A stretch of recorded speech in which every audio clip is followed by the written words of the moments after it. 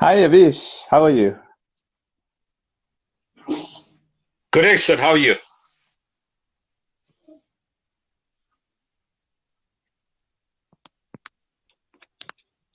Hi, can you hear me there? Hi, Sid. How are you doing? Great, man. It's good to, catch up with you. And let's get on to it, man.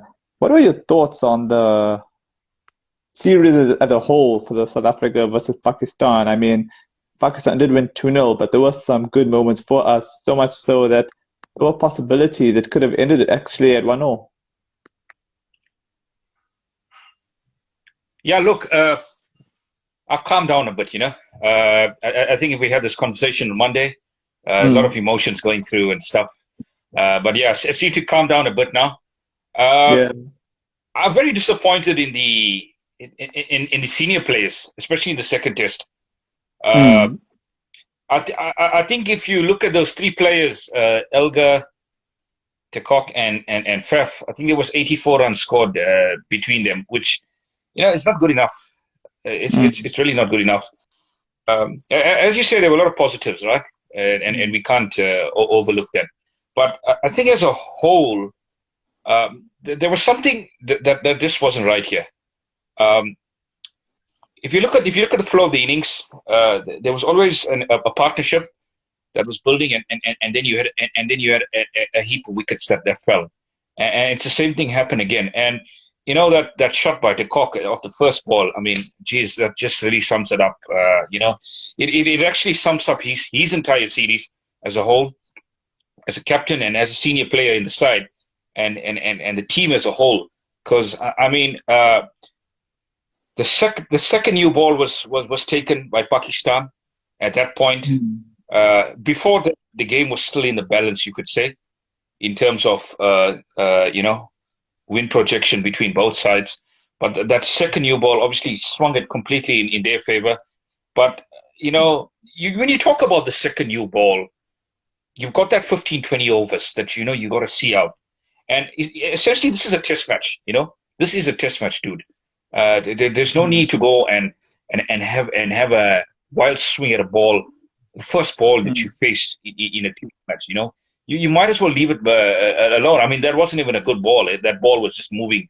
That ball mm, moved across him. I mean, mm, mm. there was no need to play it. It was far away from off stump. There was no Yeah. there was no danger of him getting out. And that was very disappointing to see. And I think in a way that just sent, as I said, it just sent shockwaves right through the dressing room. And it was downhill from there on because there were no specialist batsmen left. I mean, you had all rounder coming in the bowlers. So that's another problem that I feel with this side. I mean, there's a lot of talented players that are in this team, but as a batting lineup that's not clicking, the problem I have is you're playing five specialist batsmen instead of six. You know, uh, De Kock, he's not comfortable at five or six, and you can see that, and it's been going Yeah. on. It's not just this test, last test, and even the Sri Lanka series that they obviously won, but I think that in a way papered over some of the cracks that we've seen in this series. So first of all, you've got to play specialist batsman, and you can have him at number seven because he's obviously a player that's wants to play his natural game. But I think in a way, you talk about the natural game. There needs to be a little bit of scrutiny here in the way he's performed. It's one thing having your natural game, but Mm. I think team management has to really get stuck into him. Has really need to get stuck into him because I mean that sort of display and that shot that he played. I mean it's really unacceptable. It goes to show that you've got a lack of uh, match awareness, which is essentially what's costing the team. Yeah.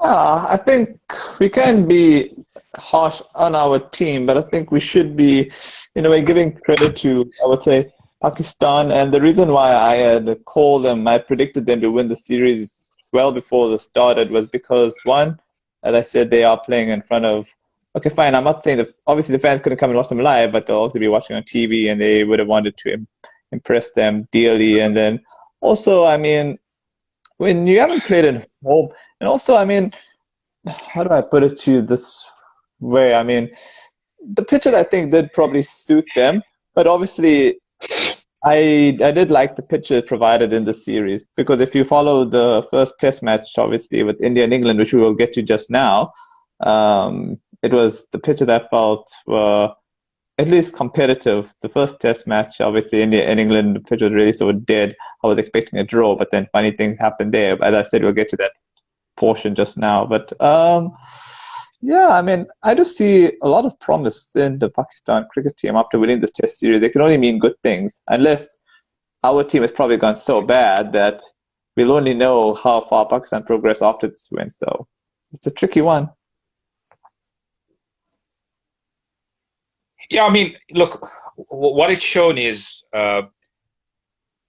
as as as a team from the center countries that's touring the subcontinent. There's one thing you got to do in subcontinent conditions. You got to bet wealth first innings. You know, Mm. you've got to put the runs on the board because Mm. you've always going to get a deteriorating pitch, and Mm. it's shown here in day 5. I mean, as much as SA had a good start, and halfway through that innings, they were in it with a shot, but you're talking about Protea fire. I mean, Protea fire, my foot. I mean, there's a serious underbelly that's going on with the side here.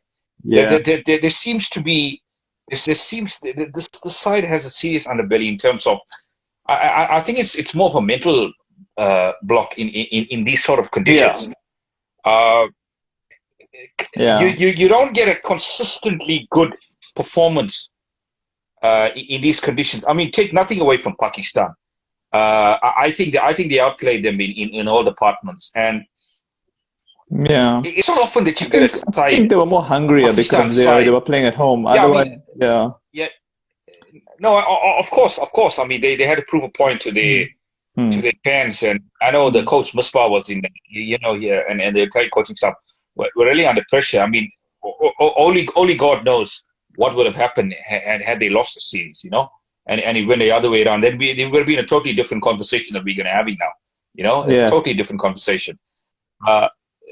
My issue here is not so much in the bowling, because I think the bowling was quite decent throughout this series. There were issues with the fielding, I feel. I think the fielders really let the bowlers down big time. And if I go back to day 4 and I look back at having them around 76 for 5 in that third innings, and then, Fahim Ashraf came in.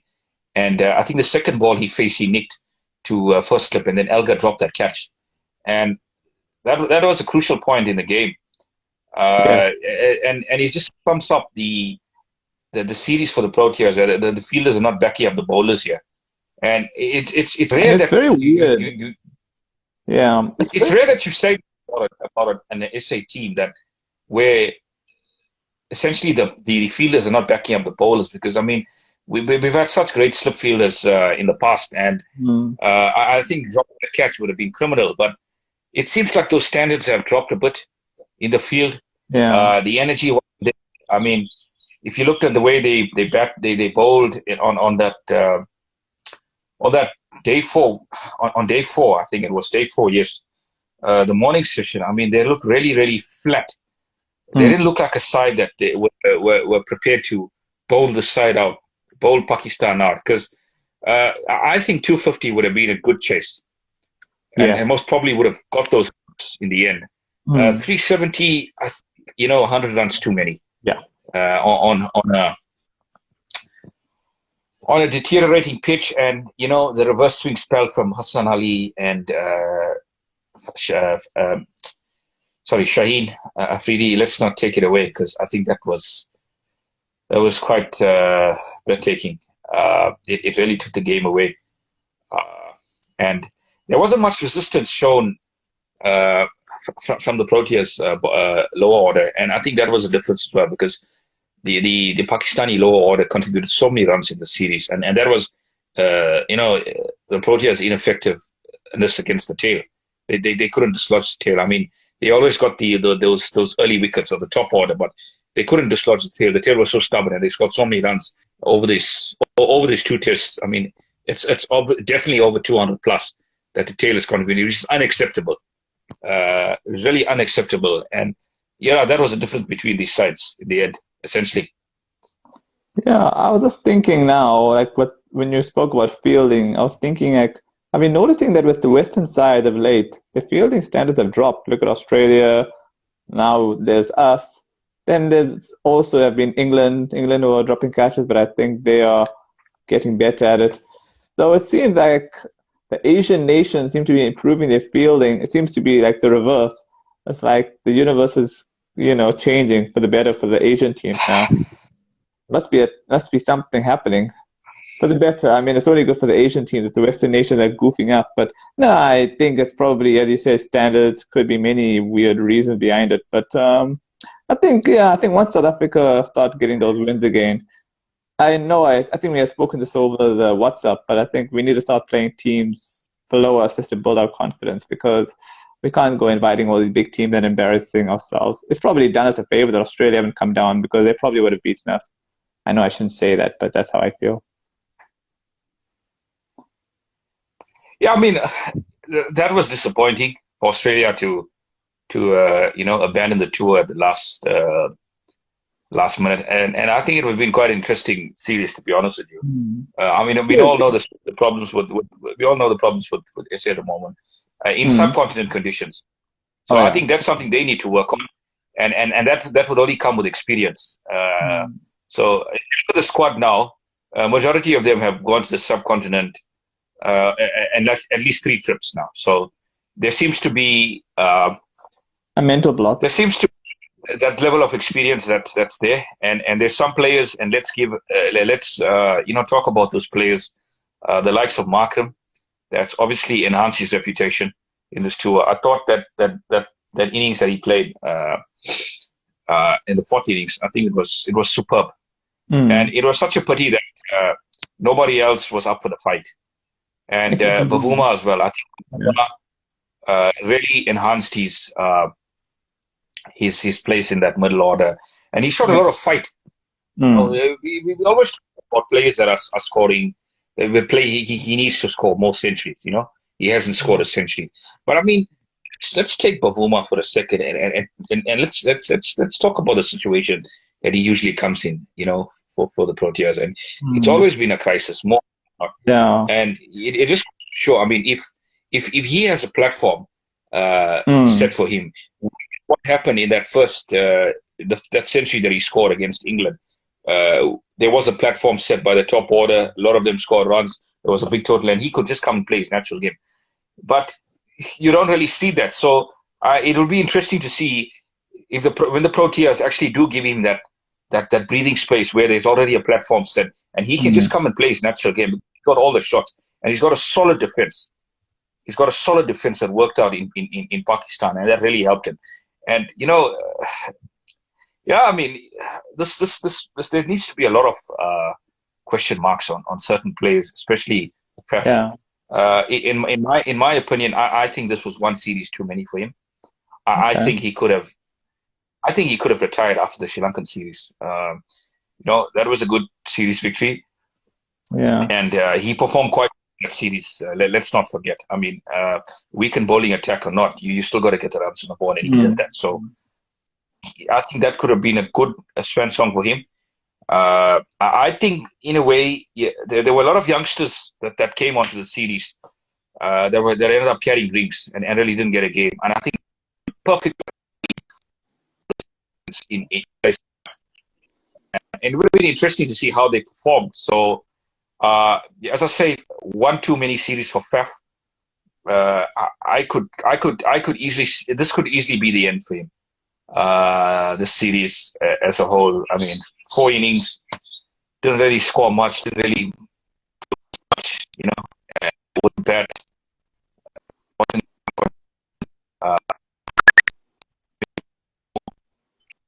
it's about the captaincy. It's been spoken about the captaincy issue, but I think this guy's seriously out of form, to be honest. Seriously. Which, oh, you're talking about the cock? As much as yeah, yeah, the cock. I mean, as much as you seriously, this is foreign conditions and you're not performing, but you got a guy that's very seriously out that doesn't trust. Uh, in my opinion, this guy really didn't have the technical,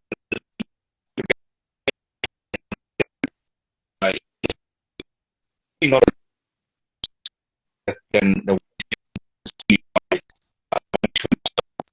something they've got to change here. I think that's where he belongs. He can just play his natural game there. But you're talking about natural game. There's an element. There's got to be caution as well. You got to play sensible in your natural game, but you got to be sensible as well. I mean, you can't just swipe Yeah. at a ball at the football that you face in the 40s with the chase. Come Yeah. on, I mean, Yeah.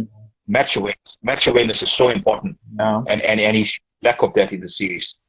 Yeah. I'm not trying to defend the guy, but I think like when you add something like captaincy where it's got a lot of mental application, it can like affect other parts of your game. Like if you look at the great player, then I think I did tell you this before. Like if you look at a great player like Sachin and all these sorts of players, they didn't find it easy being captain, and it did affect the game. But I know where you're coming from, but I feel let's just give him 10 more matches, and I think if he still plays not to his potential, then we can consider dropping him going back to domestic cricket and scoring a bucket load of runs, and then yeah, I just think because he did well against England, remember that. So I don't think he is so bad.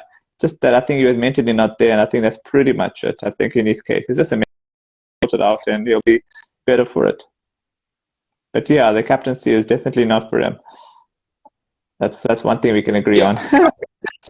I guess that would be the hope, because Hmm. the captain is obviously taken away from him now, so he doesn't have that baggage that he's got to Hmm. place with, so he's essentially in the team as a batsman now, and keeper, he's Hmm. doing both roles. But Hmm. I think if you see this run going, you said these low scores, so his place will really be coming to question. And he's 28 years old, so Yeah. he's going through a patch, and I think a lot of players have gone through this. The best have obviously gone through it, but I think the best players obviously know how to get themselves out of it. Hmm. It's essentially one thing I feel. Yeah. You Yeah. need a bit of luck as well to run Yeah. your way. You need a bit of luck. Yeah. Once you get that luck, in a way, you got to cash in, and I think that's how you get your form back. Because I mean, you Okay. saw Smith as well. Smith, I mean, he had he took off it. There was no turning back there. As the season went on against India, he managed to find his form. But however, Australia as a whole didn't perform that well, so they ended up losing the series. So, he's such a big player in the side, and if he fires, then it gives the rest of the side such confidence. And if he's misfiring, so you're going to get these poor results as a result of it. Okay. Before we proceed to the next segment of our chat, who would you choose as our captain of South Africa?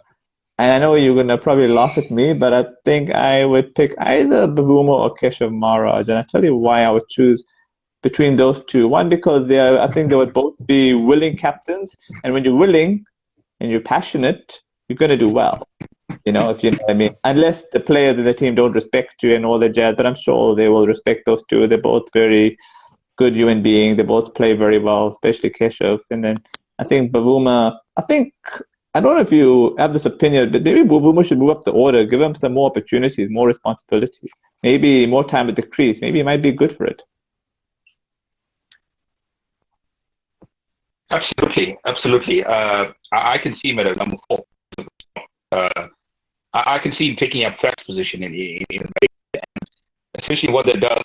Uh, you've got youngster now to come in Mm-hmm. and hold that number five role. So that wouldn't be a bad option.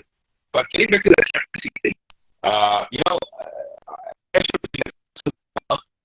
uh, and, but I really think the way because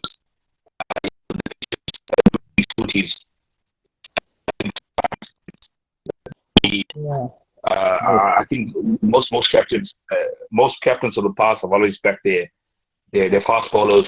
So I think in a way that's really going to stand. That's really going to count against him in a way, because there were times that the Proteas actually went in with a 4-pace attack, and they didn't play a spinner. So in that sense, it's a little bit unfortunate. He's a consistent performer, but there's nothing against him at all. It's just that sometimes the conditions really don't suit him. So I think that would obviously stand against him in a way. Bavuma, I'm all for that one. He's captained the Lions at domestic level for a good number of years, and he's hinted about taking the job. He would be a good option as captain.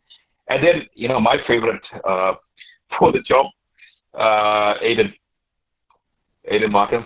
I think he's really enhanced his reputation in the series, and he was always hinted as being the next captain for quite a few years back. And I think he's the only captain that's delivered a World Cup as well. So that speaks volume of his leadership qualities.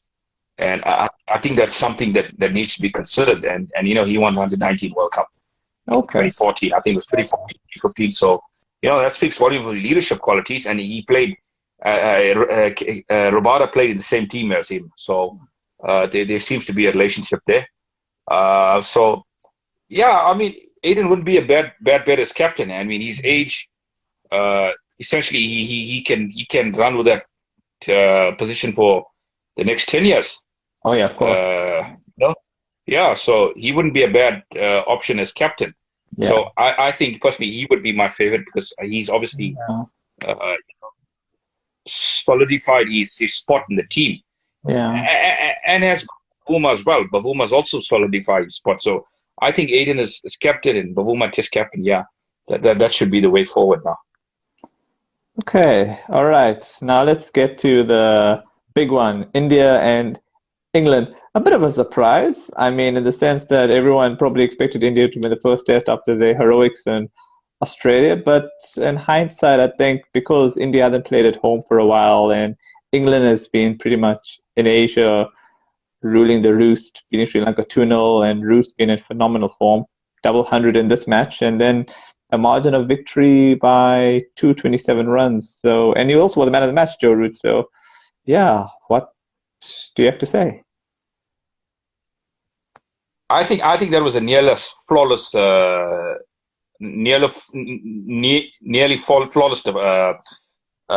win by England. They outplayed India in all departments. India, I think the big plus for them was obviously winning the toss and batting first on that wicket. But let's not take anything away here.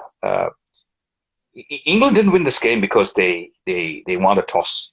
They won this game because they batted superbly in that first innings, and the way they played spin, they were so comfortable. It's such a difficult place to go and win test matches, let alone. And the way the English batters played spin, trusting their defenses, and whenever the ball was there to be hit, they went on the back foot and they punched it. They looked so comfortable on their feet against those Indian spinners. And, batting for 2 days, 180 plus overs in the field, they really won this Indian attack down. They really won them down completely. And by the time India batted, you could see there was a bit of, I wouldn't say lack of concentration. England were actually more fired up as a team because their bowlers were a lot fresher, putting in the stands for 2 days, their feet up, and then they just went out there, with the ball and executed their plans so well. Their fielding as well was quite impressive. There were patches in that first innings of India when Rishabh Pant actually went after the bowlers. You almost got this sense that England were always going to be in the lead. Because essentially, I feel in this test as well, the England balance was much more better than India's team. I think this Indian team was a little bit imbalanced in a way, in terms of their batting lineup and the bowlers, the sort of bowlers that they picked on this wicket. I honestly thought Siraj would have got a game so well in Australia, but it wasn't to be the case. Okay. Yeah, I was just thinking to myself, I was think,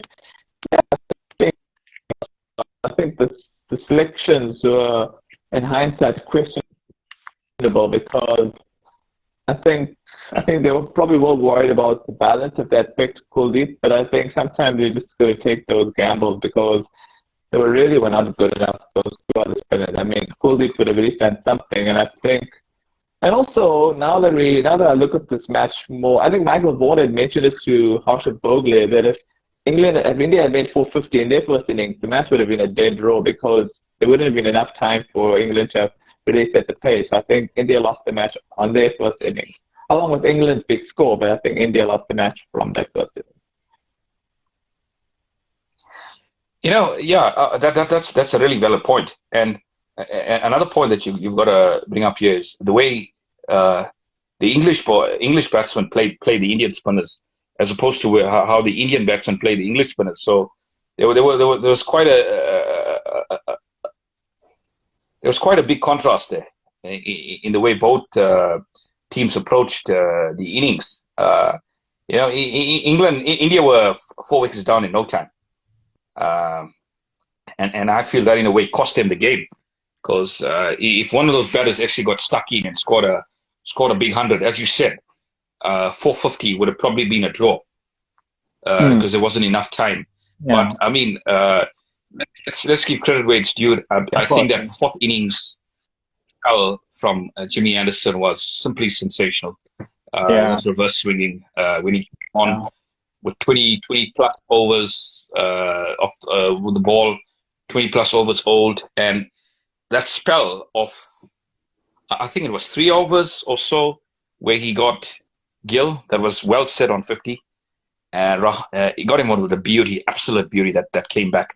And then Rahane, he set him up. There was a bouncer, there was a full ball that I think was unlucky to not being given LBW, and then the next ball was a clean up his off stump, and then the one that he bowled, he got punt out was, I think it was superb tactics from England. The soft dismissal, but there was so much into it because I think Punt's bat was actually slanted, and he was trying to clip that one through the offside, and he missed it completely. It came off the edge of his bat, and it was a bit of a tame dismissal, a lot of soft dismissals in that Indian innings that really cost them the game. So yeah, I mean, India's a very they're a formidable side at home. This is a fantastic win for England away from home. As you say, against all odds, nobody gave them a chance. But the captain, I mean, Root, he was so sensational. 218. To me, that was a telling. That was a telling difference by both teams. There was nobody in an Indian side that scored a century, and then for Root to get a double ton, and I think thereafter it just set the team up. You just gave the bowlers so much of. Yes, they gave the bowlers so much of breathing space to actually go out and attack and execute their skills by posting a formidable total in the first innings. So, Root's been sensational. I know Kellis has taken over as batting consultant at England, and I'm not sure if that's really helping him, but it seems like he's made such a change to his game. He's playing spin so comfortable now. He looks so comfortable against the spinning ball, and he looks assured against the fast bowlers as well. So he's really going to be a threat throughout this Test series. It's going to be an interesting one. I'd say India is a formidable side at home. They haven't lost a lot of Test matches. in the last in the current past. So I expect them to come back strongly now in the second test. But I wouldn't discount England at all after this performance. They really going to be a side that's going to be hard to break. They're really going to be a side that's been hard to break because they look like a very well-drilled unit, irrespective of the conditions. Yeah, the next match starts in 3 days' time, which will be on Saturday. And my only hope is that if India can win the toss and bat first, then we'll see how good or otherwise this English team really is. Because fine, credit to them, they utilized their winning the toss, they batted great. But it'll be interesting to see if the shoe is actually on the other foot and if India can bat first. And also they'll bat a lot quicker. Because I thought England could have accelerated in their first innings, but it doesn't matter because they won, and that too in a big margin. But I'm sure India will probably make use of their situation, and they might actually, if things go according to plan, they might do. Actually, it doesn't really matter how many days it takes to win, but as long as India just win, that's what they need. They need to come back quick because you can't make the second match be a draw, and then you're kind of having to win the next two to qualify for the Test championships. So, yeah, India's got it all to do. As well as England, of course, because England have to win the next two matches to qualify for this champion. Yeah, I mean, look, there's so much at stake now with the Test championship. As you said, India, if they win the toss, bat first. But I don't think it's a sort of wicket. This next Test match is where it's a win toss, win Test match. That's not going to be the case. I think you still got to bat well. You still got to bat well. And yeah, that's what I meant. You have to bat well, very well. You can't just make like 400 and expect to win. You're not going to win by just setting 400. They're going to make a similar score to England. Yeah. Yeah, I think even if you under 350, it's England would take that. I think England would take anything under 350 if India had to get 350 under 350. No, India won't bat that badly. They won't bat that badly. They've got to bat big. Got to bat big. So yeah, it's all about getting the runs on the board. And then giving your bowlers a chance. But, I don't think it should be alarm bells for India at this stage.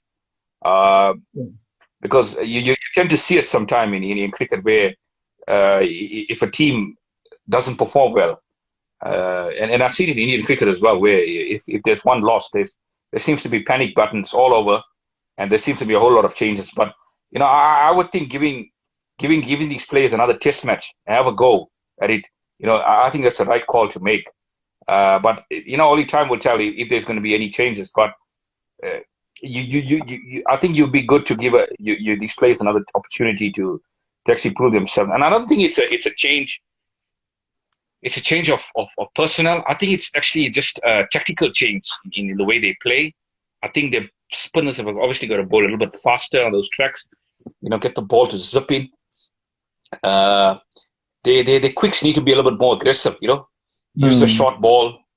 Don't just try and get balls through Yorkers. You're not going to get it all the time.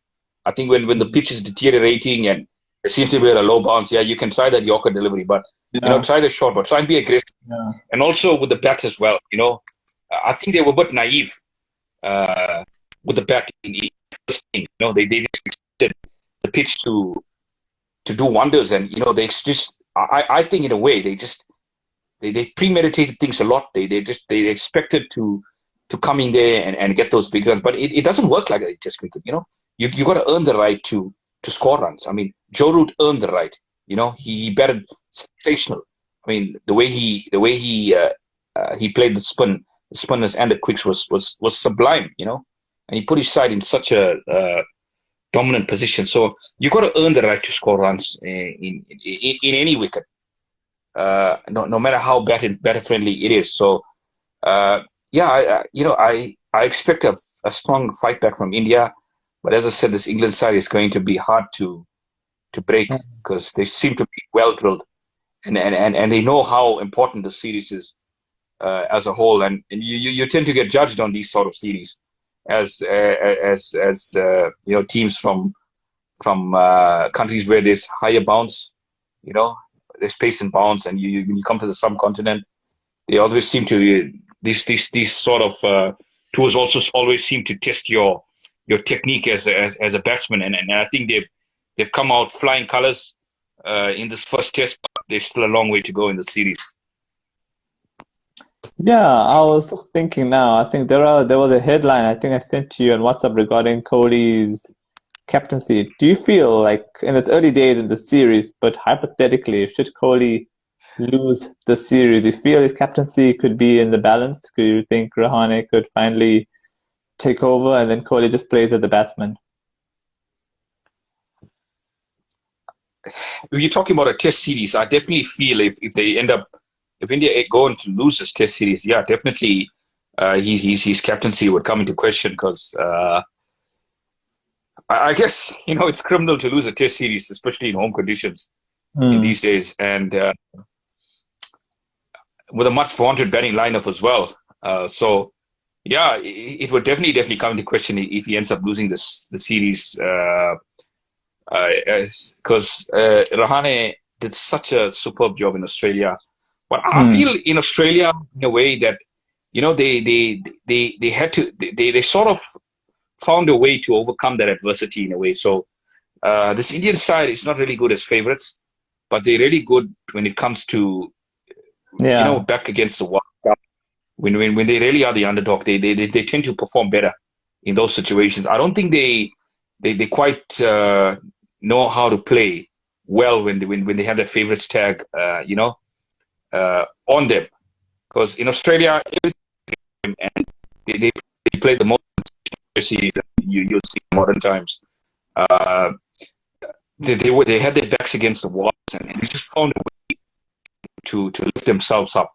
Whereas now, home conditions, as I say, uh, everything is in their favor, and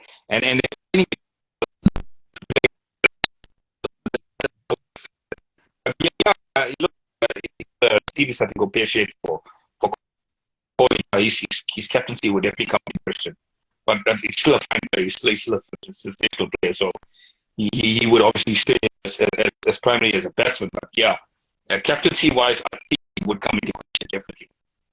Um,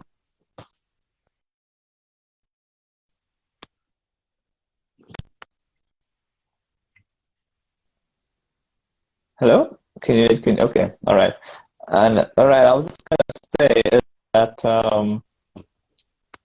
for the changes I would make coming to this second test match, I would like to see Kuldeep and Akshar Patel. I think those would be the best changes for India going to the second test because India, in a way, I've got to just go for the kill now. I mean, lose, they lose, but you cannot, I don't know, just don't feel this connection with.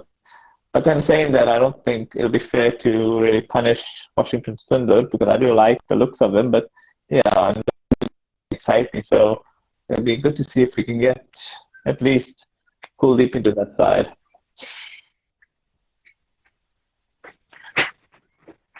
Yeah, I mean it's a difficult one. As I say, it's all about different game, different tactics. I would feel in the second test, but they have to go for a win. India has to Yeah. go for a win because I mean if they lose this test series, Mm. it's done. I mean they can't get the test championship at all. So this test Yeah. match is crucial for them.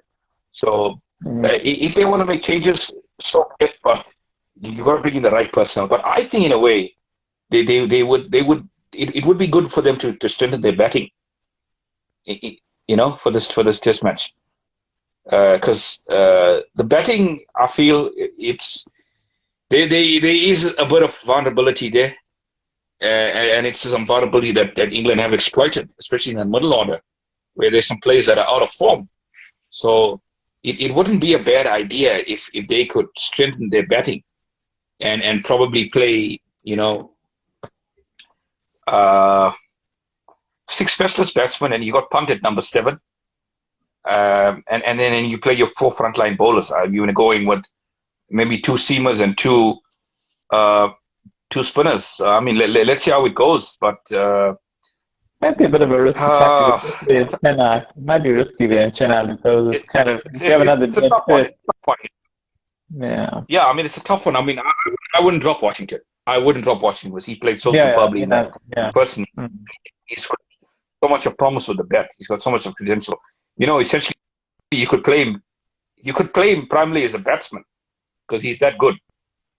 You could just play him as a batsman, but I mean, he didn't bowl his best spells in that first test. So No. uh, I would think probably there's question marks on Nadeem.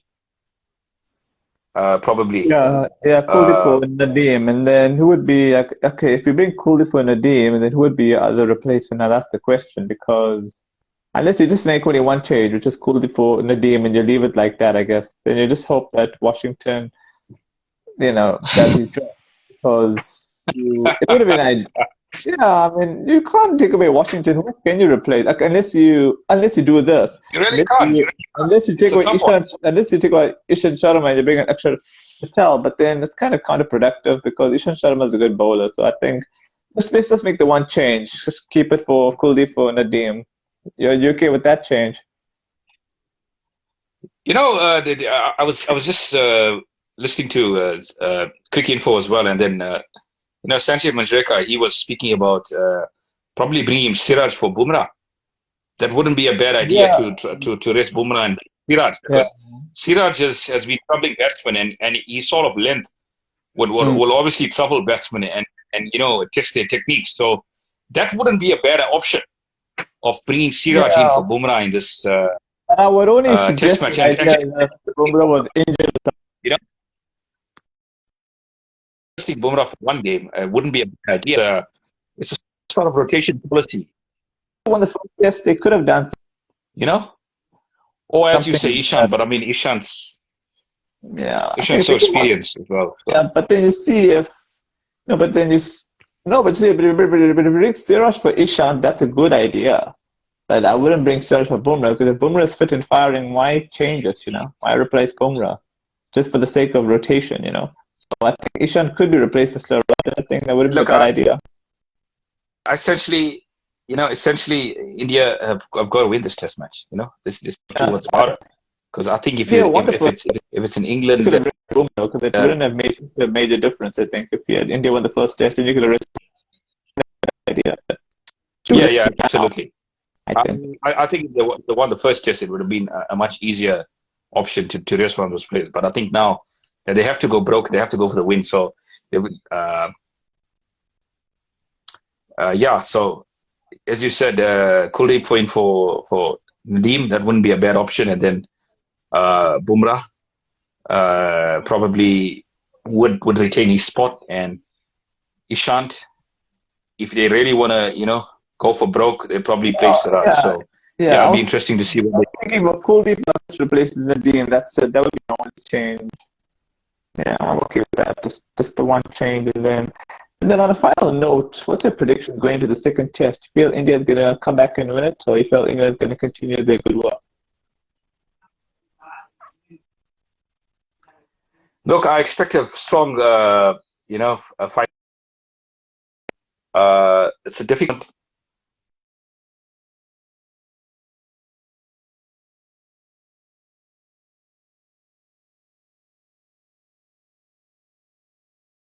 probably put the odds in favor of England because they've obviously learned how to on that wicket and they've taken 20 wickets, which is so important in winning a test match. And they've also bowled, batted so superbly in that first innings as well. Second innings they faltered a bit, but I think they've so. Uh, yeah, I mean it's a tough one. Eh? It's a really tough one. If India play to the potential, they should probably get over the line. Yeah, but I wouldn't write off an England fight back again. I wouldn't write off England fighting again. Yeah, and make it really difficult for India. Either winning this test match or drawing it. But yeah, as I say, if India play to their potential, they can win this test match. Okay. So, and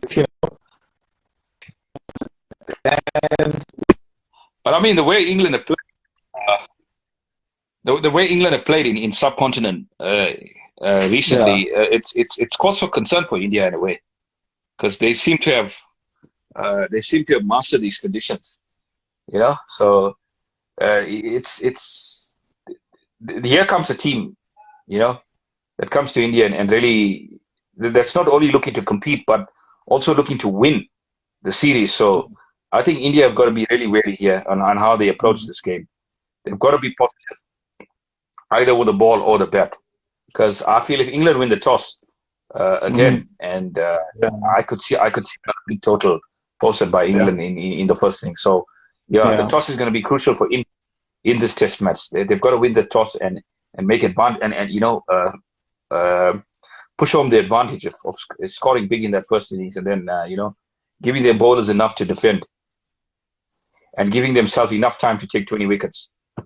Hmm. Yeah, man. I concur with you, and on that note, we shall catch up again soon. Thanks, Sid. Chat to you soon. Cheers.